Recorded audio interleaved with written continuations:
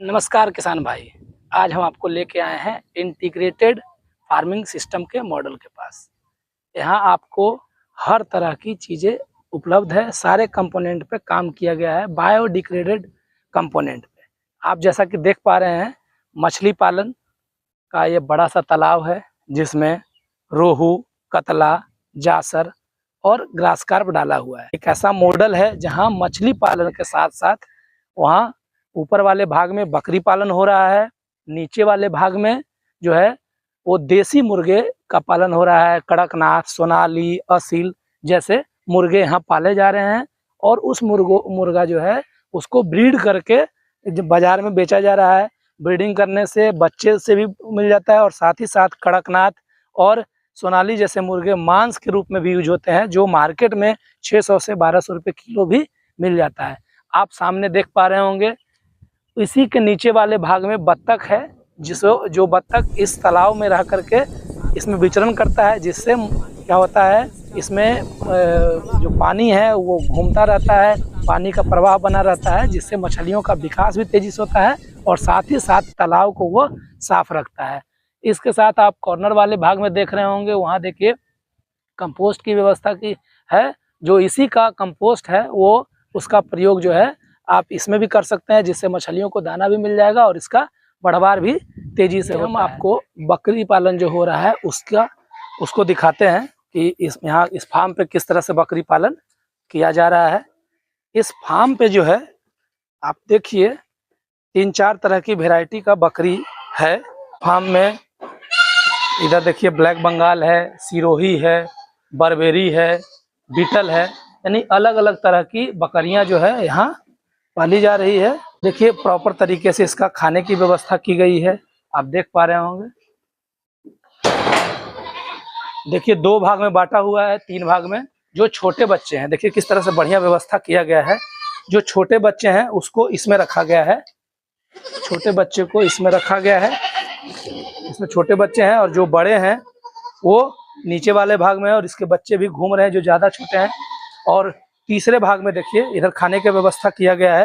ये ब्लैक बंगाल है और आप देखिए इसमें बकरी का भाग अलग है और बकरे का भाग अलग है। ये पार्ट में जो है पाठा जिसको कहते हैं हम लोग, यानी बकरी का मेल वर्जन है। ये वाले पार्ट में बकरी है, इसको इससे अलग रखा गया है, यानी कि इसको डायरेक्ट बेचने के लिए बनाया गया है।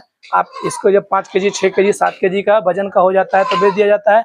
आप देख रहे हैं कबूतर के लिए ये व्यवस्था जो ऊपर वाले भाग में बना हुआ है, ये व्यवस्था कबूतर का है। देखिए उसमें कबूतर भी बैठे हुए हैं और कबूतर का भी ये लोग कबूतर का भी, और कबूतर जो है वो क्या है तालाब की गंदगी को भी साफ सुथरा रखता है और एनवायरनमेंट की, यानी कि ये जो व्यवस्था है ये पूरी तरीके से आप समझिए कि पर्यावरण को संतुलित रखते हुए एक बायोडाइवर्सिटी मेंटेन किया गया है। और इस बायोडाइवर्सिटी में हर तरह की चीज़ें अवेलेबल है जो एक दूसरे से जुड़े हुए हैं। बकरी पालन, मुर्गी पालन, बत्तख पालन, कबूतर का पालन, मछली पालन, ये सभी एक दूसरे से इंटरलिंक है एक दूसरे का। जैसे इसके जो बीट हैं इसका खाद में भी यूज होता है, मुर्गी पालन का बीट जो है मछलियों के काम आता है, यानी एक दूसरे के लिए तो फायदेमंद होता है। आप देख पा रहे होंगे यहाँ कितने बड़े बड़े मात्रा में बकरी है पड़ा हुआ और अच्छे तरीके से इसका खाने की व्यवस्था बना दी गई है। और इस फार्म से, इस छोटे से फार्म से आप बिलीव नहीं करेंगे काफ़ी ज़्यादा मुनाफा है।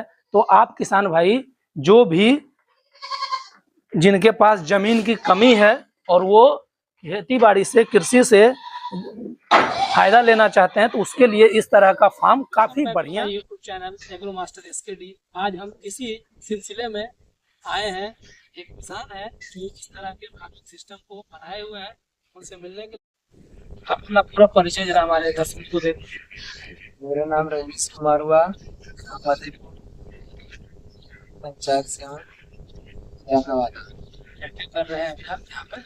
अभी हम मछली पालन, बकरी पालन, साथ में सोनाली, कड़कनाथ, WFG, RIR अन्य वैरायटी का मुर्गा पालन कर रहे हैं। साथ में थोड़ा बहुत बत्तख भी है। रजनीश जी जो है वो बायो इंटीग्रेटेड मॉडल जिसमें समेकित कृषि प्रणाली कहिए, उसकी सभी थीम पर ये काम किए हैं जो पर्यावरण के लिए काफ़ी बढ़िया है। उससे ये कम जगह में काफ़ी ज़्यादा मात्रा में जो है मुनाफा है। तो रजनीश जी ये बताइए कि इस तरह का आप जो फार्म डेवलप किए हैं, तो इसमें क्या एक दूसरे से ये रिलेटेड है, इससे क्या एक दूसरे का फायदा होता है? इससे ये फायदा है कि जैसे सबसे पहले नीचे में मछली है मेरा, उसके ऊपर मुर्गी है, उसके ऊपर बकरी है। बकरी तो मेरा जालीनुमा चाला पे बना हुआ है, जिससे उसका जो भी मैग्नी हुआ वो नीचे गिर जाता है मुर्गा। इससे जो भी थोड़ा बहुत अगर उसमें खाने लायक रहा तो उसको खाता है वो मुर्गा। फिर जब वो नहीं खाता तो उसका जो टेस्ट हुआ वो मछली को हम खिलाते हैं। उससे क्या होता है कि बकरी का जो भी हुआ थोड़ा बहुत वेस्ट बर्बाद वो करके वो मुर्गा खा लेता है, उसमें फायदा हो जाता है। मुर्गा जो चीज नहीं खाता है वो मछली खा लेती है, राशन मछली को फायदा हो जाता है।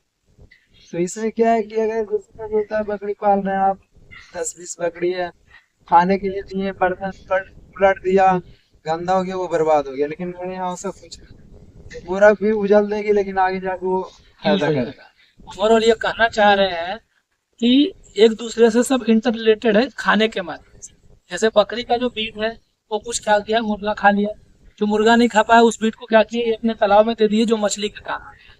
इनके पास जो बत्तख है वो क्या कर रहा है, मछली के सिस्टम से ही अपना भोजन ग्रहण कर ले रहा है। जो बकरी है आप देख पा रहे होंगे कि सभी अभी बकरी जो है वो फार्म से निकल रहा है। फार्म से निकलने के बाद ये बकरी क्या है, ये फील्ड में चला जाएगा जहाँ इनको ग्रीनरी मिल जाएगा। इनको किसी तरह से अलग तरह से इनको भोजन देने की जरूरत नहीं है, ये इकोसिस्टम से ही अपना भोजन ले लेते हैं और भोजन लेकर के विचरण करके चलाते हैं।